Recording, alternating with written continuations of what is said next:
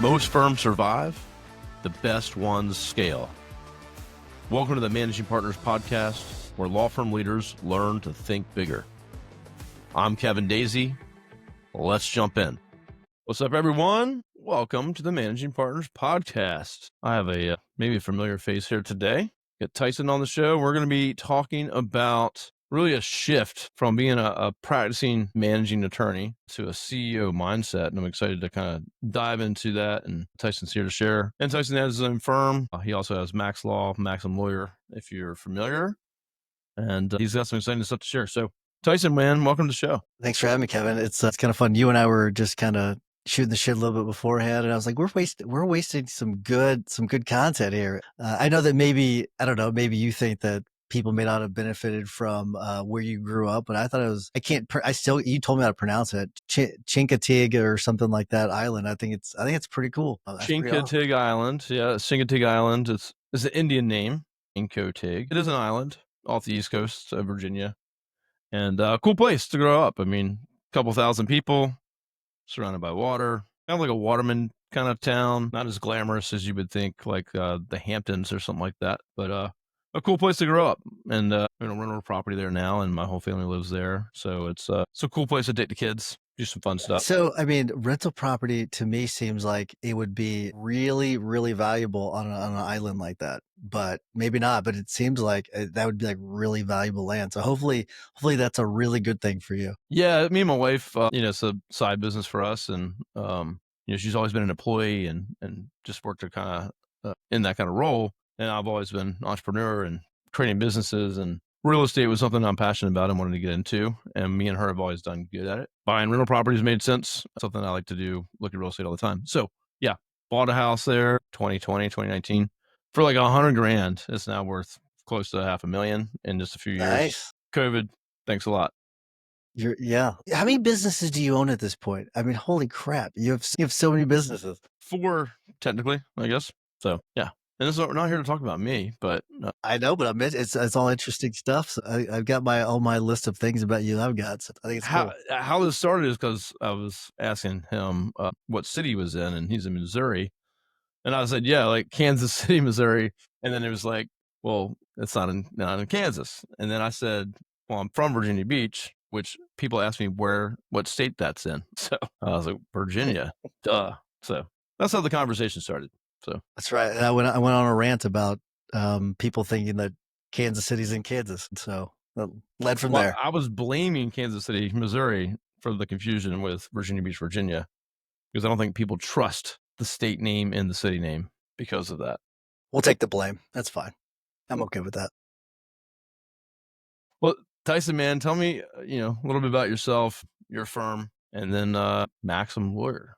Like, what's that? Yeah, I run a personal injury firm. Been running it since 2010-ish, 2011, actually, 2011. Have a couple offices, one in St. Louis, one in Columbia. All we do is personal injury. Early on, I did criminal defense. Fortunately, got out of that around about 2006, 2007. That was great. Been doing that enjoyed being an injury attorney. It's not what I thought it was going to be. I thought whenever I went to law school that injury attorneys were just ambulance chasers, and I had this completely different view. Fortunately, I got an internship early on that really kind of shook that out of me, which was good. And then in 2015-ish, Jim Hacking and we started Maxim Lawyer, and it really just kind of started with a couple guys just having conversations about marketing and business and all that. And we started recording it. And then next thing you know, it led to a conference and a Facebook group, and now we've got the Gilded. And so it's been a cool journey. This is our 9th year. We just celebrated, actually just last Friday, our 9th year of Maxim Lawyer, which is just kind of incredible to think. It's awesome. I don't know if when we started, if I thought it was going to go 9 years. I really don't. But the fact that we're just celebrating 9 years is just insane. I mean, there's not many groups around that have been around that long and stood strong. So I, through clients and through lawyers I know, I've heard about Maxim Lawyer, but I'm not a lawyer, of course. So I heard the buzz about it, hear the talk about it, but I didn't really know much about the group itself. And so, 9 years, obviously people value it. and they're getting a lot out of it. So they want to see it continue. It's really kind of interesting because the way just like podcasting, just strictly podcasting, not talking about anything else. Because in between we had COVID and everything, but you have when it comes to podcasting alone, how different it was back in 2015 compared to now, or 2016 compared to now. It is so different. I mean, the data that you have is way better than what we started with. And so just that alone, even the data is not great compared to things like SEO. Like SEO, I feel like you can get a lot more data. They're way more restrictive when it comes to, but it's way better than what it was when we started. We started with I always forget the name of this dang app. Remember the video app, the first one that just went out of business recently? I can't think of the name of it. Like to publish video? No, it was actually like it was kind of like a Zoom. It was before Zoom I just can't think of Skype.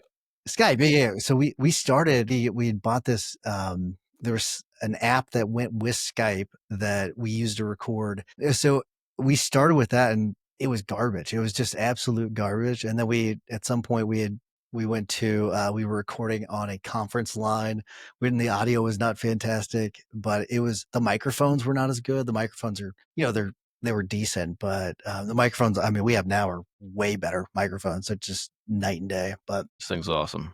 Video recording, it's a different world. It's really cool to look back and see how things have changed so much. Yeah. I mean, it's, when I first started, I've been doing podcasts for about 5 or 6 years, I guess. And this podcast is probably almost 4 years that we're on right now. But I feel like, it feels like you're almost back in the day, like talking into nothing, right? And then you don't really have a lot of data on like who or how many people and what's my audience. So it's definitely coming better, but the video aspect of it helps a lot to be able to see the video and put it on YouTube and do clips and reels and LinkedIn and all that stuff. Makes you feel more of an experience, I guess, than like you're just audio only going into you don't know where. You know what I mean?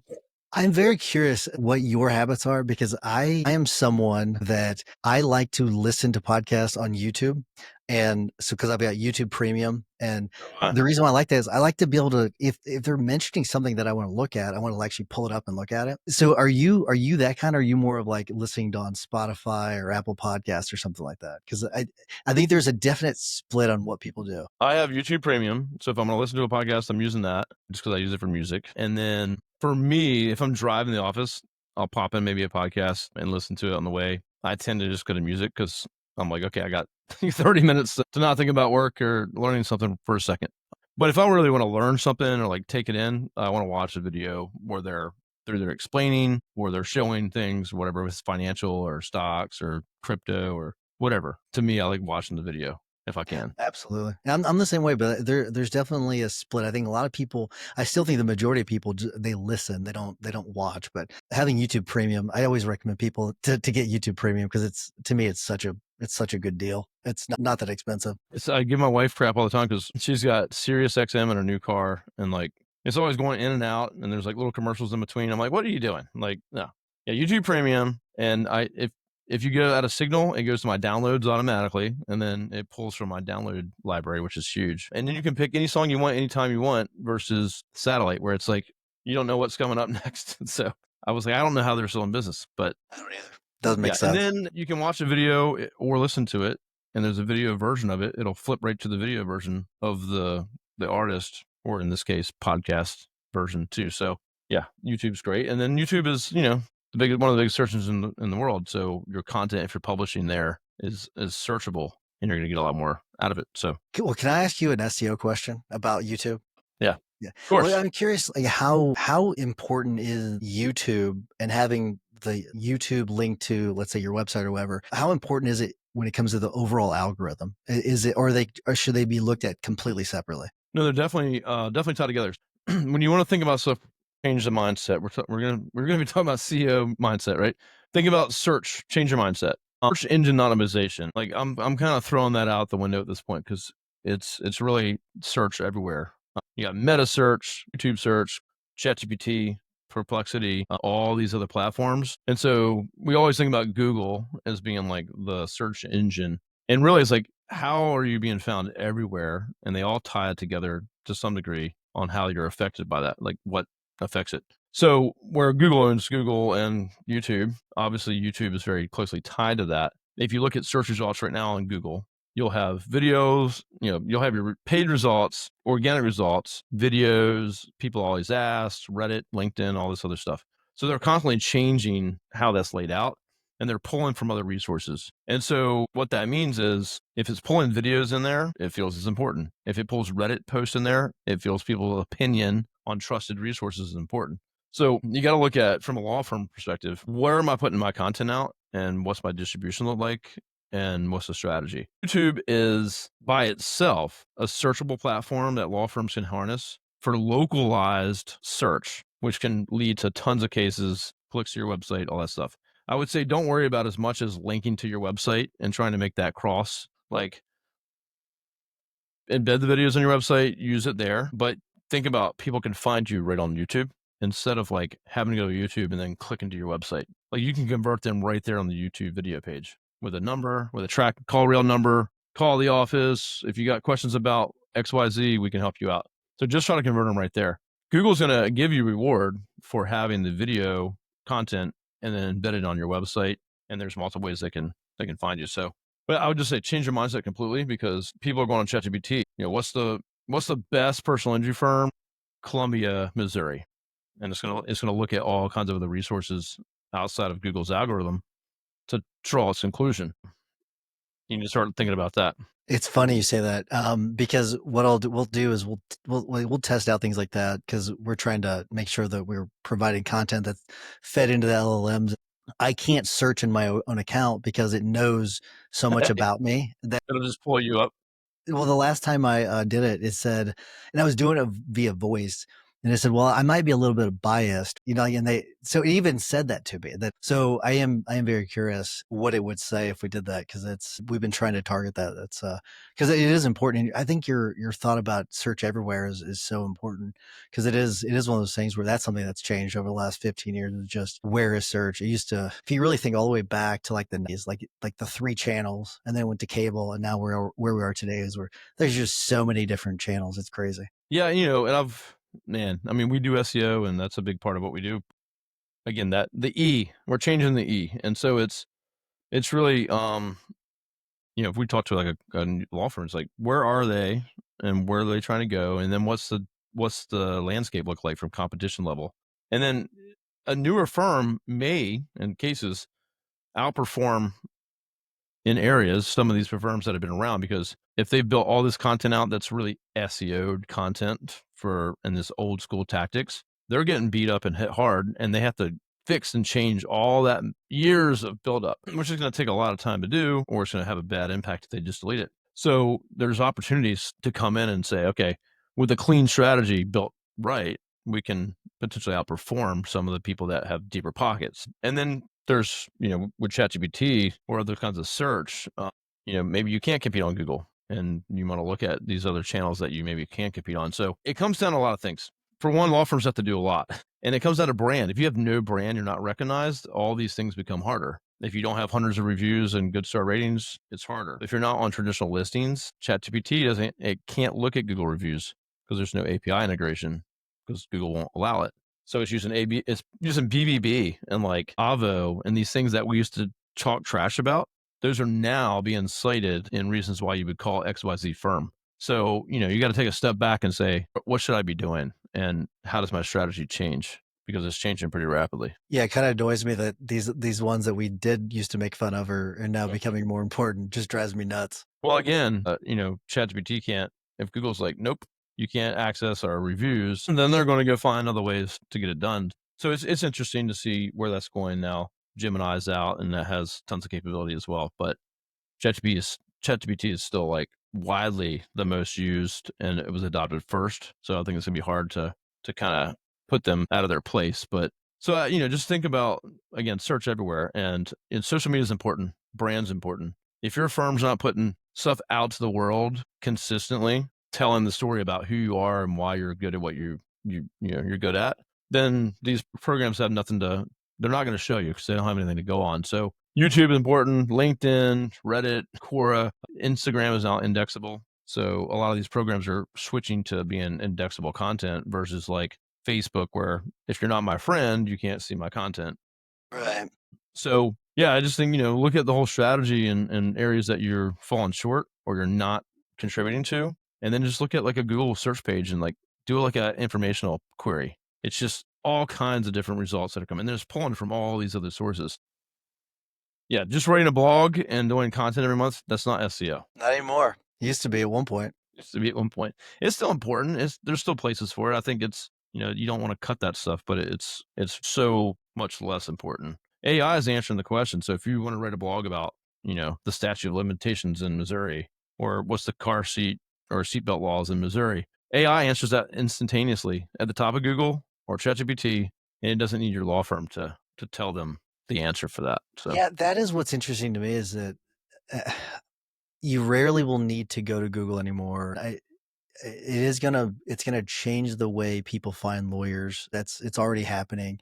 I think YouTube is gonna be something where you're gonna go, okay, how do you do something? Or if you just want some sort of entertainment, I think that's kind of where that's headed. But when it comes to actual search, it's like, if it's just a very specific question, like there's a lot of lawyer videos that are like that's answering a very specific question that are on YouTube. I think those views are gonna start to go away to a certain extent. I mean, not immediately. In the future, why not just go into ChatGPT, ask a simple question, get the answer right away, as opposed to having to listen to a 5-minute video about, X, Y, and Z. It just doesn't make sense from a time standpoint. I can get the question in 10 seconds as opposed to, watching 5-minute video. yeah, now the reality is ChatGPT is getting its original information from those kinds of sources. So it's still using websites and content that people have put out as its source to answer those questions. But at some point, it won't need more of the answers. It's already got the answers. So again, there's still a place, but it's much smaller. And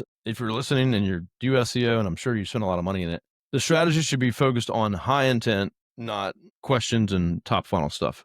That's being answered by AI. So when someone does go, I need a lawyer in Columbia, Missouri, like your efforts would be focused on that and nothing else. And so you want the high intent or what we call commercial intent to hire. So just like if you do it on ChatGPT, what's the best personal injury attorney in XYZ town? That's a pretty high intent. Like you're seeking some referrals, right? The answer. And so who comes up at some point, and ChatGPT usually gives about 3 to 4.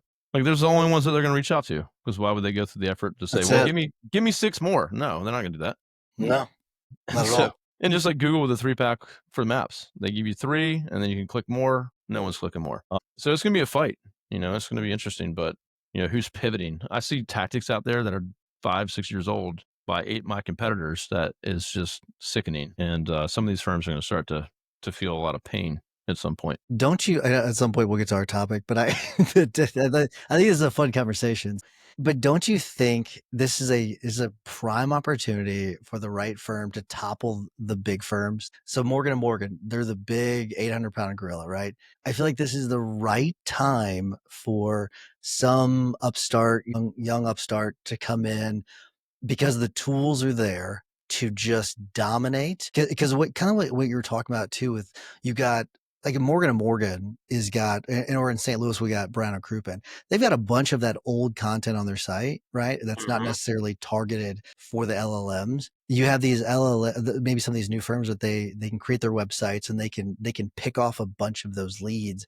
I do think this is a really good time for moderately young firms to really take on those big firms. No, 100%, 100% agree with you. I think it's easier than ever. The opportunity is there. And I think, and then, you have social too, which is like lawyers are getting cases from TikTok and Instagram, and they're building followings and creating a brand identity in a year to be like millions of followers, where it would take a firm 2 decades to do TV and radio and build like just a presence in one city or region. 100%. And they can never stop spending. They got to keep it going.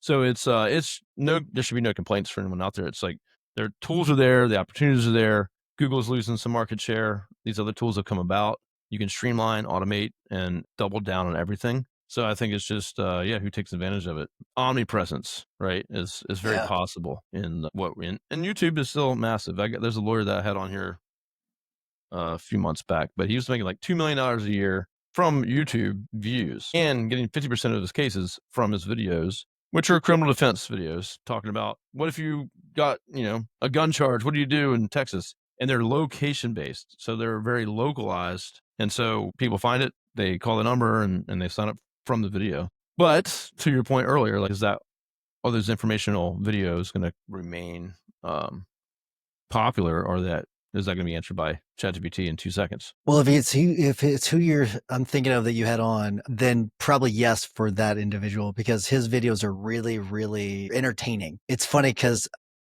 I've had guests on before where I had seen their actual videos because I watched them because I was just interested in their content, not because I was looking for some lawyer. I actually saw their content. I thought it was interesting. And so I think it's going to be more of that the content has to be interesting, not just educational. It's got to have that entertainment value, because if it doesn't have the entertainment value, then I wouldn't say it's worthless, but will at some point become almost worthless. Yeah, you could probably find 100 videos of the same answer by 100 different lawyers that sounds pretty much the same. So there's tons of basic, not unique stuff out there. But I will say this, sad part of it is there's so many firms that haven't even done any video or barely have an updated website at all. Like, I seen the site the other day that was like 10 years old. Like, it was insane. So it's like, and I don't think that's my audience, but it's literally like, hey, you don't have zero video, you've never done it before. You don't have Instagram or TikTok, and trying to get them to even think about it. So while I think we're on the cutting edge of things and there's opportunity, I also see people are so far behind that it's going to take a while. So true. It's crazy. So I'm true. surprised every day. But that's why they need to be in masterminds and get in groups and talk to the lawyers and 100%. change their mindset and start running a business instead of trying to be a better lawyer. You're not going to be the best lawyer in the world. You're not going to be the best at everything. And I think, having that decision point where, am I running a business or am I going to be a better lawyer? And maybe I got a partner and they want to be the lawyer and I can be the business owner.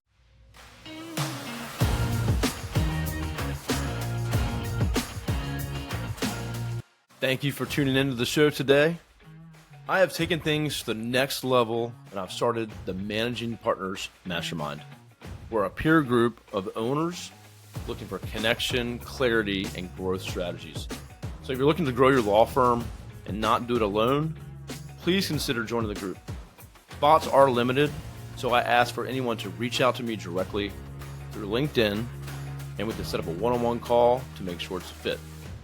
Now back to the show. It reminds me of that Sally Hogshead quote, different is better than better, because and yet most likely you are not going to be the best lawyer. Now, I do still think it's really, really important that you are a good lawyer and you're good at what you do. When it comes to actually getting more cases and getting more clients, a lot of times it has to do with being the whole different is better than better, is being different. And that's it. And so people, they complain all the time because, so this new lawyer is getting all these new cases. Well, you know what? They're different. They're doing something different, and a lot of times it doesn't have to do with whether or not you are better. It's, did you focus on that potential client's needs, or did you focus on yourself? Because a lot of it has to do with attorneys running ego advertising where they make it all about themselves. Okay, that doesn't tell them what the potential client, what you could do for them. That just says, okay, great, you're good. We all know that. That should be the bottom threshold. You're good at your job.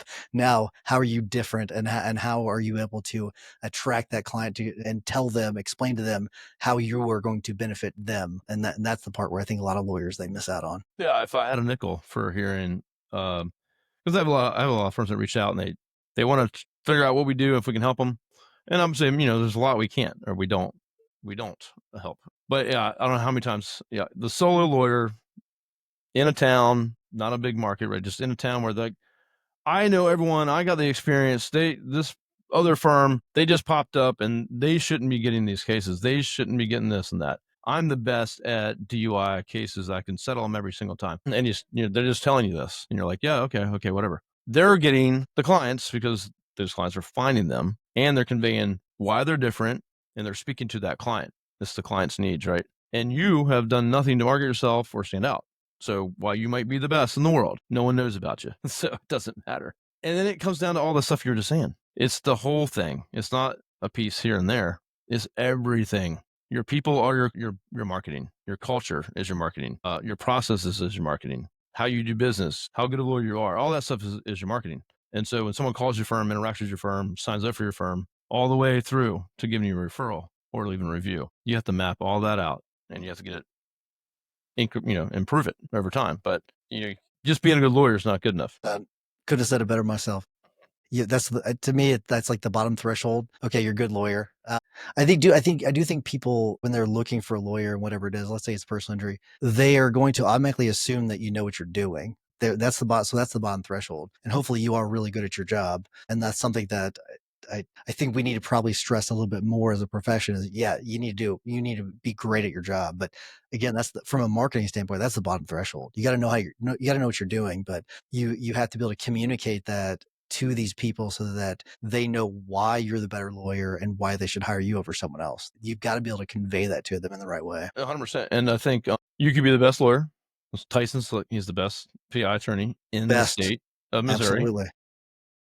But he hasn't taken time to put processes in place. He hasn't taken time to handle his schedule or have automation or have follow-ups or hire staff to take care of the clients when he's not there, he's in court. And so it's a big mess. And so there's bad communication. The client doesn't know what's going on and they're scared, they're worried, they don't know what's going on with the case, blah, blah, blah, blah, blah.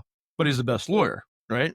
So all those things lead to your client having a bad experience, bar complaints, all kinds of other stuff, issues with his staff, all these things, right? So if you're not fixing those things and growing your firm, you're doing a disservice to all these people, regardless if you're a good lawyer, because those are things they shouldn't have to experience, right? This makes me think of this experience I had like 12 years ago. And I did a favor. It was one of the 3 family law cases I ever did.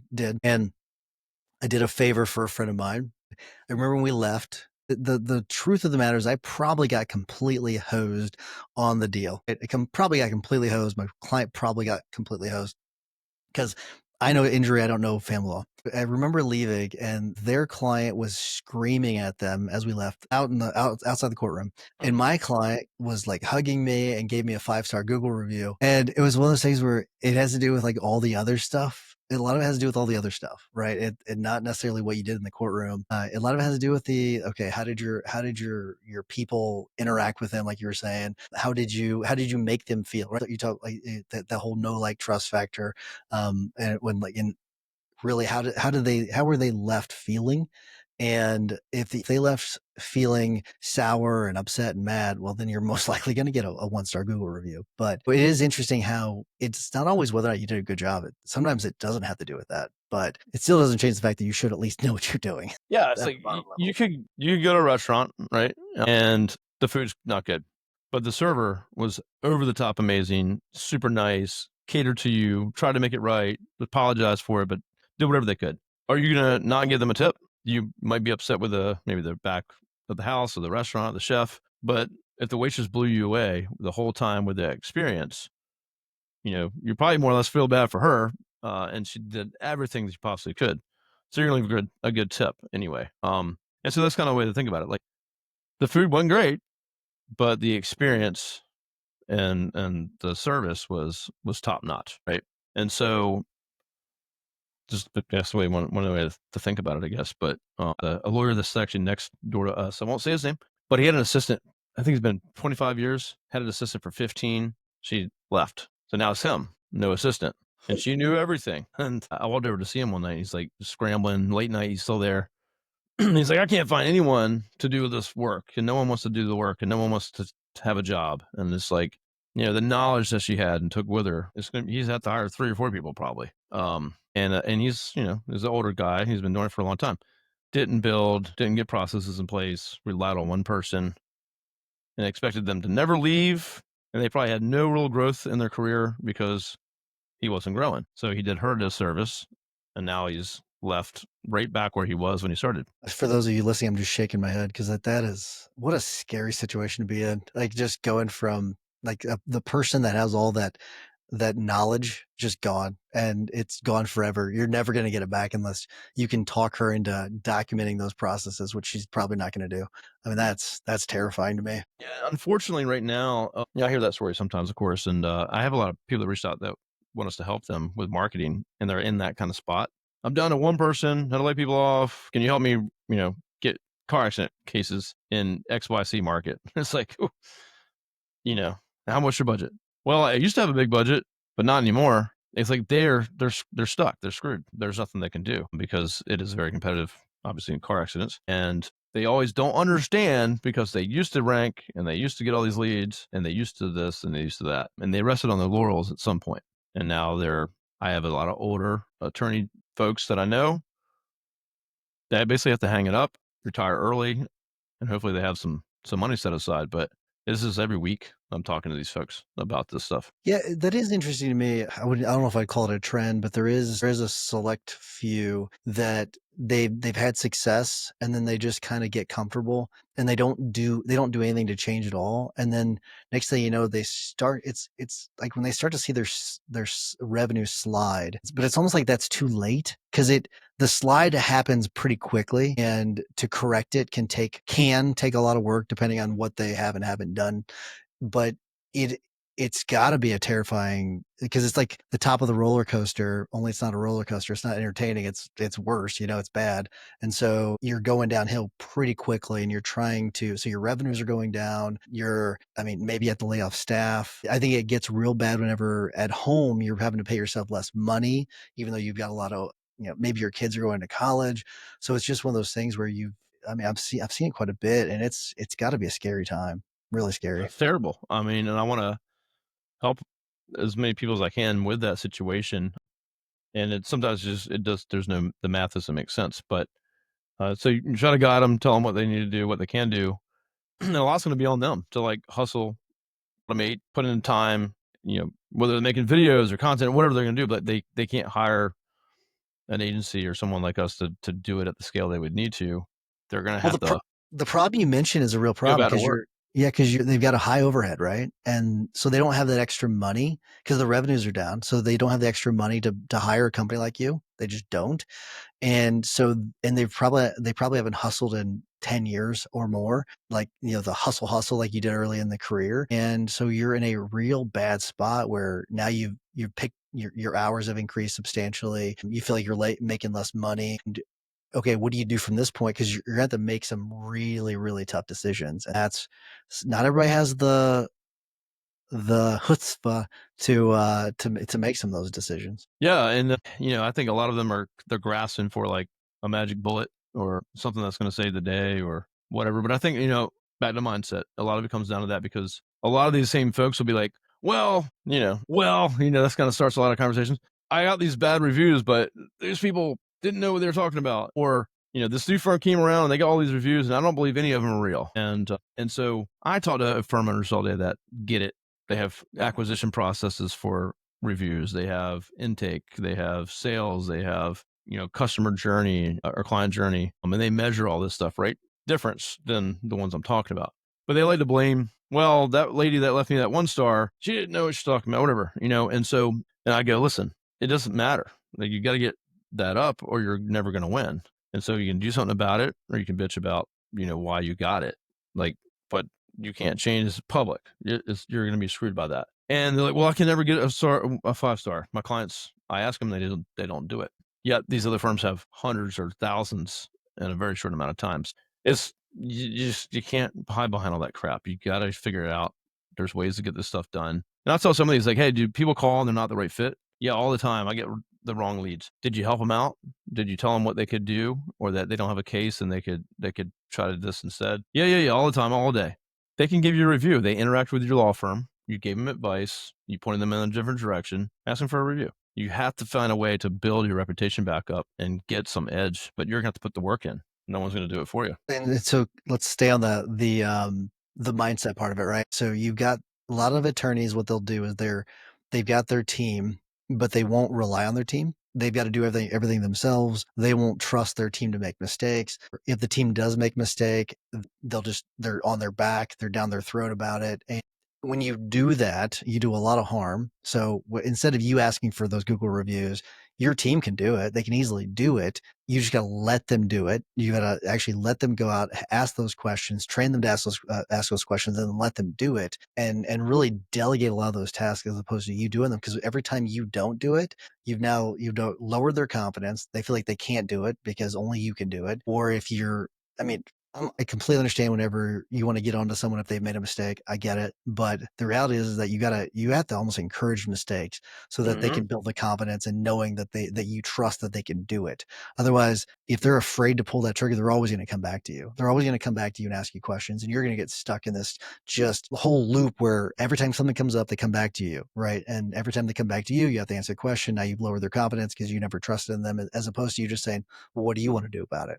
And, oh, you know what? The decision you made on that was a really good decision. Good job. Keep it up. But like from a mindset standpoint, there's a lot of harm that law firm owners do by not trusting their team to do certain things. You got to let go. You've got to let go of a lot of those things and trusting your team to do it, because that is how you're going to get out of that rut. If you're in that rut, or let's say your things are going well for you right now, the way you're going to throw gasoline on that and really just explode and do a great job is by letting your team make those decisions and get out of their way. Let them make those decisions. You just get out of the way. Yeah, I think that's hard for any business owner in the beginning to, especially if you're like you're passionate and lawyers specifically, like this is what you do. You are a lawyer, which is a lot different than a lot of other crafts, I think, and positions. So I think it's a lot harder for lawyers to let go than other types of business owners. Plus, they're still practicing. Like I don't do marketing. I don't do any SEO. I don't write content. I don't do any of it. But in the case of like a lawyer, like you're still a lawyer in most cases. Now I know Well, plenty that I know some that don't do it at all. They just run the business. yeah. But Well, okay. So I've been thinking about that quite a bit lately, because that's the excuse I hear quite a bit. Or you hear people saying that you have to, you've got to have someone that is like running the firm, and then someone that is actually like running the cases. I think there is a lot of truth to that. But if I was thinking about Steve Jobs recently, right? Steve Jobs, until the day he died, was involved very in all the details of how the iPhone was made, everything when it comes to all the computers, like all the design. He was stayed up to speed on all the new technology and all that. And I don't think that that's really any different than being a law firm owner and a practicing lawyer. I really don't. He was running a massive company. I don't think it was the biggest company in the world, but it was one of the top 15 companies in the world. real close. Very a huge company. But he also knew all the intricacies of how the iPhone worked, how the iPod worked, how the iMac worked, the MacBook, the iPad, all of these different things. He knew. He was super involved in all that.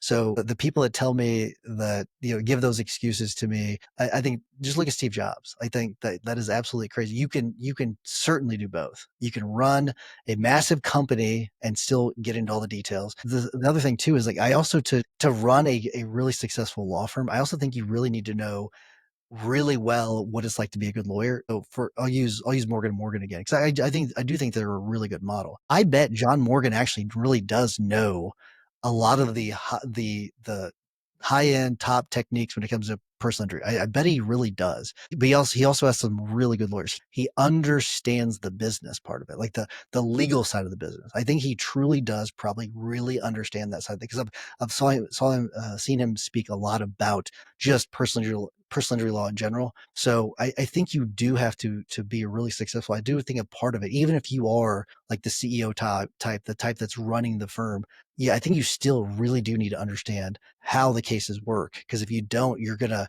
the techniques change over time. They really do. Like personal injury techniques over the last 15 years have changed, to me, in my opinion, substantially. And if you don't understand that, you're not going to understand the business. No, I totally agree. Like for me, I don't do the work, but I'm constantly educating myself or talking to my team. Like I made 8 videos this morning on different SEO stuff and all the changes, all new stuff, AI and platform stuff we were talking about in the beginning. Like it's constantly new stuff. If we just stuck with what we were doing, we'd be dead in the water. So yeah, I think you need to be in the weeds a little bit. You need to understand. And as the leader, your team needs to know that, you're down, you can get down there with them and be there and do the same work if you had to. Right. So I definitely think it's important. It's, some of the things I see, it's like the delegation is hard. I'm kind of back to that. And I have two younger attorneys that are clients of ours. They do criminal defense. And they're doing pretty good. They're growing pretty good, but they still, you had to delegate a lot and hire people. And I had a mastermind call not too long ago. And he's like, hey, what is everyone using for assistance or he's like, I spent 3 hours this morning calling a court just to let them know that I could be there if I was needed because my client was there that turned himself in for like a criminal case. And they were like, you spent 3 hours doing what? It's like, and so, the whole room went around the table, like, having like assistants, AEs in like, South America and they were just kind of like, wait, what? I can have them call the court for me. And they're like, yeah, they can do all kinds of stuff like that. And so they just haven't delegated anything. They're doing it all themselves. And so, to me and you, we like, that's insane.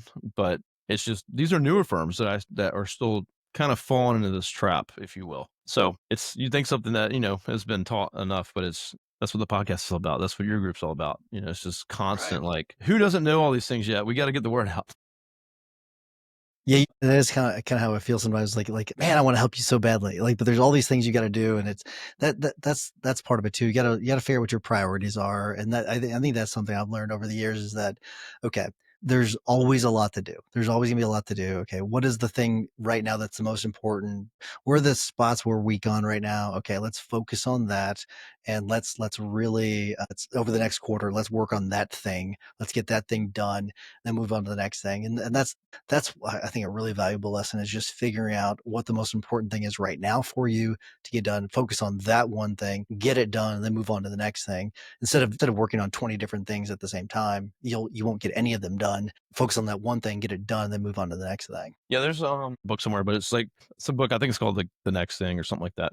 Anyway, yeah. So anyone listening, the success and me and my partner, we've read books, we've been in groups, and everybody's looking for that one thing. What's the secret to skip everything? And the secret is doing a lot of things good and continuing constantly, right?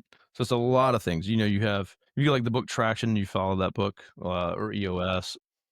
So you have admin and billing and things like that. You have your people, you have your marketing and sales, like, and your all those things. You have to do good at all those things. It's overwhelming to think about all those things, and you can't operate that way.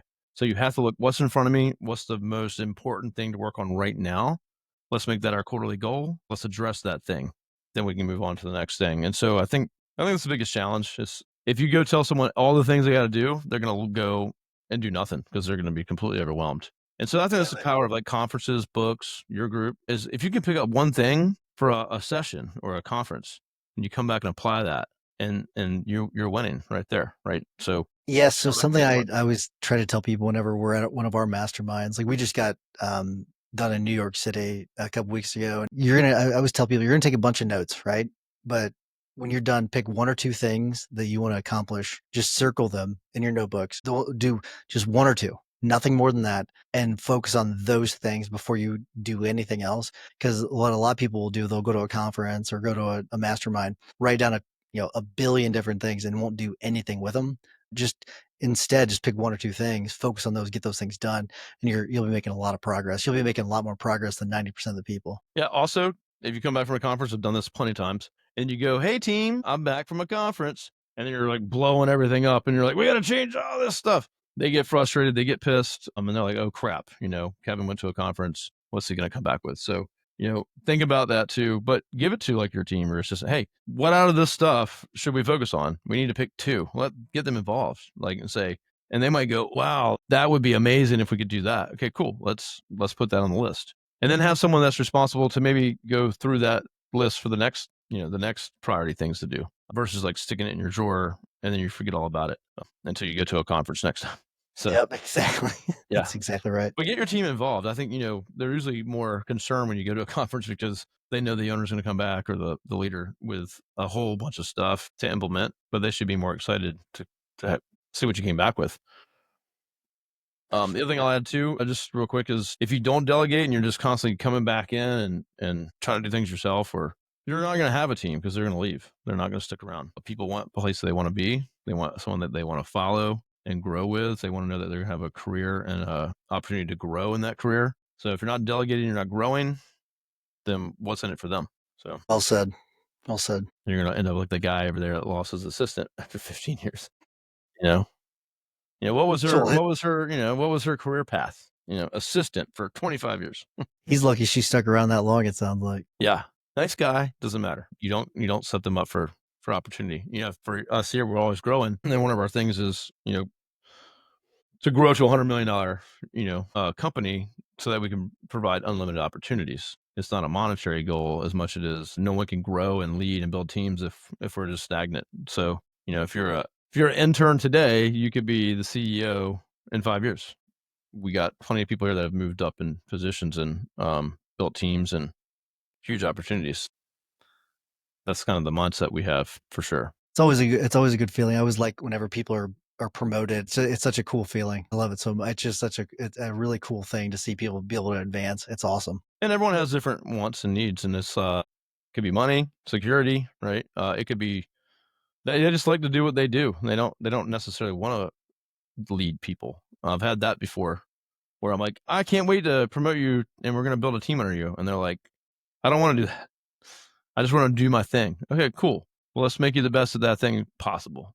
So I think the other thing is understanding what their individual goals are and actually having that conversation. Like, what is your monetary goal? Like money wise, what is, your professional goal? What's your personal goals? And like, okay, can we align with those goals and help you meet those goals? And if you can't, then maybe they should be doing something else, and that's totally fine. Yeah, I think that's something. Luckily, we have a really good office administrator, Kristen, where she reaches out on a regular basis to make sure that people are see how they're doing, and she's great about keeping track of what's going on in their personal lives and everything. She's fantastic at that. I think that's it's an overlooked part, and she does a really good job of reporting back to the team. Such and such is having a really tough week. You might want to reach out to them, or this is such and such as like we talk about anniversaries, birthdays coming up, all kinds of stuff to celebrate things like that. So just but checking out on them, see how they're like actually caring how they're doing is I think that's really important. Well, it's just easy to get caught up in the freaking day, right? And Yeah. the work in front of you, and that's priority usually. So that's easy to be like, oh well, everything's cool, and oh where'd that person go? Why'd they leave? It's like, well, because there was all these things that we never addressed or talked to them about. Okay, didn't know that. So yeah, growing a company's hard. There's a lot of responsibilities and things you got to do, and I think a lot of it comes down to process, right? Like if you had a process for that versus you're just winging it and like, well, let me check in with Tyson randomly, see how he's doing. Just build a process around it. Check-ins, one-on-ones, Well, those are built into her KPIs too, where she's required to reach out to so many per month, and so that's Dude, that's awesome. You're right. You got to build it into the process, and so that's one of the ways we do it to make sure that because it is one of those things that's really important. So it's built in, something she has to do. Then I love that we don't have someone like a position like that. That's awesome. We have people that probably could take that responsibility though. I've never even heard that before. But yeah, if it's built in the process, just like how a client comes into your firm and their whole journey, that can be processed out. It's intentional. Bake it in. Yeah, always bake it in. Yeah, it's intentional, and that's how you get all the results of the firms that are winning. Yeah, they're not winging nothing. They have a plan.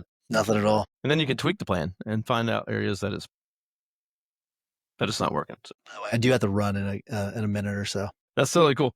We've been chatting for a long time. It's good. It's been a good combo. This will be a good long episode for everyone to listen to. We'll split it up in 2 episodes. But well, Tyson, I know you got to go. I appreciate the chat. We covered a lot of things. Yes, we did. It's been fun though. I enjoyed it. It's all important stuff, and I appreciate the candor and conversation. What's the best way for people to check you out, find you, and also you have an event coming up in the fall? Yeah, probably the best way. At Lawyer Tyson on all of the socials. You reach him out there, or maxlawcon.com. The conference is coming up in October, so I'd love to have you all out there. I think you're going to try to make it out there, which would be awesome to hang out with you. But yeah, maxlawcon.com. It's going to be in Nashville in October, so it's going to be a great place to have it. The weather's going to be beautiful. But otherwise, if you want to reach out, have any questions, you can listen to the podcast, Maximum Lawyer, or just reach out to me at Lawyer Tyson. Man, I appreciate you being on. I'll be at the conference. That's the plan. Never been to Nashville. Looking forward to it. So everyone out there, join me. Come on out. If you got questions about it, we'll pop a link for registration and get you hooked up. So Tyson, thank you so much, man. Thanks for having me, Kevin. I really appreciate it. It's been a lot of fun. I think you and I could have gone 3 hours. So if I didn't have a hard out, then I would definitely would do it. But I told him 25 minutes. Love chatting with you, man. All right. I'll see you soon. Stick on just so it uploads. Everyone, thank you so much. As always, see you soon.